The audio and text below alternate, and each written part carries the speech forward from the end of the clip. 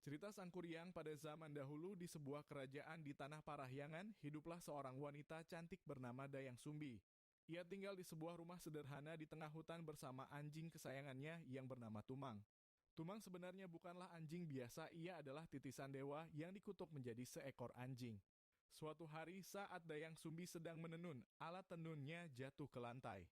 Karena malas mengambilnya, ia bersumpah, barang siapa yang mengambilkan alat tenun ini, jika ia laki-laki, aku akan menikah dengannya. Tanpa disangka, Tumang mengambilkan alat tenun tersebut.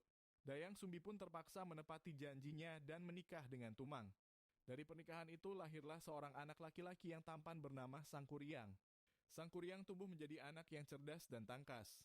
Ia sering pergi berburu ke hutan bersama Tumang.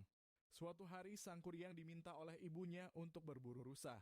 Namun meskipun telah mencari sepanjang hari, ia tidak berhasil menemukan seekor rusa pun. Karena kecewa dan marah, ia membunuh Tumang dan membawa hatinya pulang untuk diberikan kepada ibunya.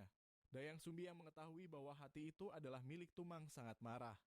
Ia memukul kepala Sang Kuryang dengan sendok nasi hingga terluka. Sang Kuryang pun pergi meninggalkan rumah karena merasa sakit hati. Bertahun-tahun kemudian Sang Kuryang yang telah dewasa kembali ke tempat asalnya tanpa mengenali Dayang Sumbi yang tetap awet muda karena sering bersemedi dan memohon kepada para dewa. Ketika bertemu, Sang Kuryang jatuh cinta pada Dayang Sumbi dan berniat menikahinya. Namun Dayang Sumbi akhirnya menyadari bahwa pria tersebut adalah anaknya ketika ia melihat bekas luka di kepala Sang Kuryang. Dayang Sumbi mencoba mencegah pernikahan itu dengan memberi Sang Kuryang dua syarat yang mustahil untuk dipenuhi, membuat sebuah danau dan sebuah perahu dalam satu malam.